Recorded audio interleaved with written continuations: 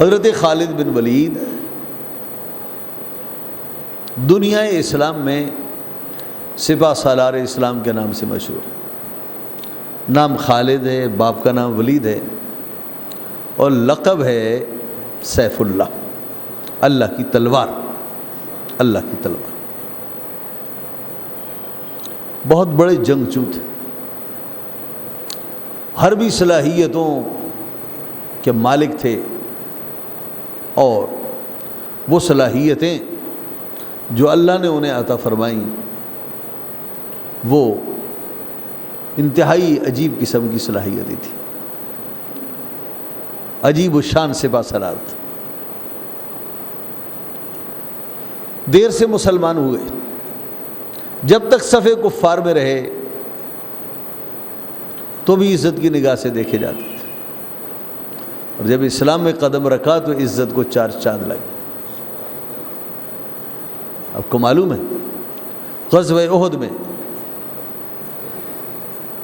مسلمان بازی لے جا رہے تھے، فتح سامنے نظر آ رہی تھی، ایک دم رخ بدلا، اور وہ خالد ابن ولید کی جنگی صلاحیتوں سے بدلا، اور صحابہ کرام علیہم رضوان فتح حاصل نہ کر پائے خالد ابن ولید کی منصوبہ بندی کی وجہ سے۔ بڑی خطرناک جنگ تھی جنگ احد۔ حضرت خالد بن ولید غالباً ہجری 6-7 کو مسلمان ہوئے، ذرا دیر سے مسلمان ہوئے، اور سبحان اللہ جب اسلام میں آئے تو جو ان سے پہلے غلطیاں ہوئی تھیں ان تمام کا اسلام کی خدمات کے حوالے سے تمام غلطیوں کا ازالہ ہو گیا۔ اسلام کی عظیم الشان سپہ سالار تھے، ان کی زندگی میں پہلا غزوہ اور جو پہلی جنگ تھی وہ جنگ موتا تھی۔ جنگ موتا تھی، جنگ موتا ملک شام میں لڑی گئی۔ بصرہ دمشق سے تقریباً 2.5-3 گھنٹے کے راستے پر فلسطین کی سائیڈ میں ایک علاقہ ہے بصرہ۔ یہ کس زمانے میں دارالسلطنت تھا، اور یہاں پر بادشاہ روم کا وہ علاقہ جو عرب عیسائیوں کا علاقہ ہے، یہ شہر ان کا دارالسلطنت تھا، دارالحکومت۔ میں نے بصرہ دیکھا ہے، جب میں ملک شام گیا تو میں نے بصرہ کی زیارت کی، اور آپ کو یاد ہوگا، علماء سے سنا ہوگا، حضور صلی اللہ علیہ وسلم نے جب شام کی تجارت پر آپ اپنی بچپن میں گئے تو بصرہ شہری میں ایک راہب نے آپ کو دیکھا کہ آپ درخت کے جس حصے میں بیٹھتے ہیں اس کا سایہ آپ کی طرف پلٹ آتا ہے، تو اس نے کہا تھا یہ نبی آخر الزمان ہے، یہ وہی بصرہ شہر ہے۔ حضور صلی اللہ علیہ وسلم نے حاکم بصرہ کی طرف اپنے سفیر کو بھیجا، اور سفیر کو وہاں کے ایک آدمی نے قتل کر دیا، شہید کر دیا۔ حضور صلی اللہ علیہ وسلم نے 2000 کی نفری بھیجی مجاہدین کی، اور ان رومیوں کا مقابلہ کرنے کے لیے اور قتل کا بدلہ لینے کے لیے۔ اس کا سپہ سالار حضور صلی اللہ علیہ وسلم کے لاڈلے عزیز منہ بولے بیٹے حضرت سیدنا زید بن حارثہ تھے۔ جی، زید بن حارثہ اس کے کمانڈر تھے، سپہ سالار تھے۔ حضرت جعفر بن ابی طالب بھی ہیں، اور حضرت عبداللہ ابن رواحہ بھی ہیں، خالد ابن ولید بھی ہیں، اور بڑے بڑے صحابہ کرام علیہم رضوان۔ حضور صلی اللہ علیہ وسلم نے لشکر کا افسر سپہ سالار کس کو بنایا؟ حضرت زید بن حارثہ کو بنایا۔ پھر فرمایا اگر زید بن حارثہ کام آ جائیں تو پھر سپہ سالاری کا منصب عقیل ابن ابی طالب کے پاس جائے، اور یہ بھی کام آ گئے تو عبداللہ ابن رواحہ۔ بس یہ 3 باتیں ارشاد فرمائیں۔ لشکر روانہ ہوا، اور غزوہ موتا میں رومیوں سے معرکہ برپا ہوا، اور حضرت عبداللہ ابن رواحہ حضرت زید بن حارثہ شہید ہو. حضور صلی اللہ علیہ وسلم مسجد نبوی میں تشریف فرما ہے، منبر کریم پر ہیں، جنگ کا نقشہ حضور کی نگاہوں میں ہے اور جنگ کے حالات تفصیل سے بیان فرما رہا. حضور کی آنکھوں میں آنسو ہیں. زید بن حارثہ شہید ہو گئے. پھر عالم حضرت جعفر بن ابی طالب نے لیا. حضرت جعفر بن طالب کے واقعات میں ہم نے سن لیا، وہ بھی شہید ہو گئے. تو آقا اور مولا صلی اللہ علیہ وسلم نے اہل مدینہ کو خبر دی کہ جعفر بن ابی طالب بھی شہید ہو گئے.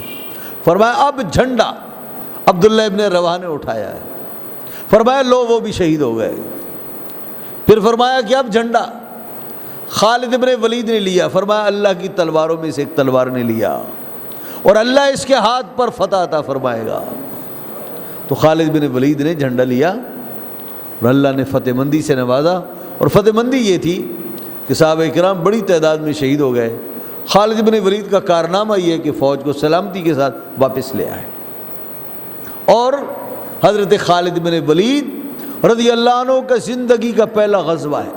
اور اس غزوے کا ایک عجیب پہلو یہ ہے کہ اس دن حضرت خالد بن ولید ایسے جوش کے ساتھ لڑے، ایسی وارفتگی کے ساتھ لڑے کہ 9 تلواریں آپ کے ہاتھ سے ٹوٹی. 9 تلواریں آپ کے ہاتھ سے ٹوٹی. یہ کہنا کوئی آسان بات نہیں ہے. ایک تلوار بھی کسی مرد کے ہاتھ سے ٹوٹ جائے تو کیا کہہ رہے ہیں. 9 تلواریں اس دن ان کے ہاتھ سے ٹوٹی. صفوں کو برہم فرما دیتی تھی. تلوار چلتی تھی تو کفار کے سروں کی لائنیں لگ جاتی تھی. خالد بن ولید. اور اس کے بعد تقریباً ہر مارکے میں آپ کے ساتھ رہے. فتح مکہ میں حضور کے ساتھ اور جنگ حوازن میں رسول اللہ صلی اللہ علیہ وسلم کے ساتھ.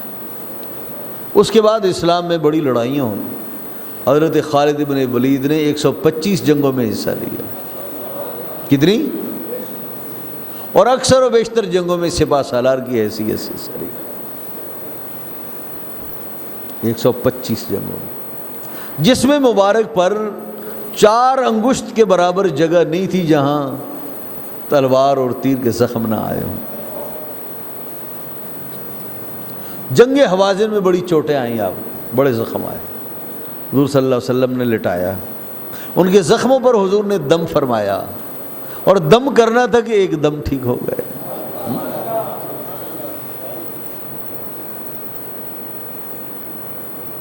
جس طرف اٹھ گئی دم میں دم آ گیا. اس نے گاہ عنایت پہ لاکھوں سلام. ایک دم کیا، دم میں دم آ گیا، ایک دم ٹھیک ہو. اور حضرت خالد بن ولید کی ایک یادگار جنگ ہے جنگ یمامہ. ابھی آپ سنا ہے آپ نے کہ منکر ختم نبوت مسیلمہ کذاب کے خلاف آپ نے جنگ لڑی. مسلمانوں کے لیے یہ بڑی آزمائش تھی یہ جنگ.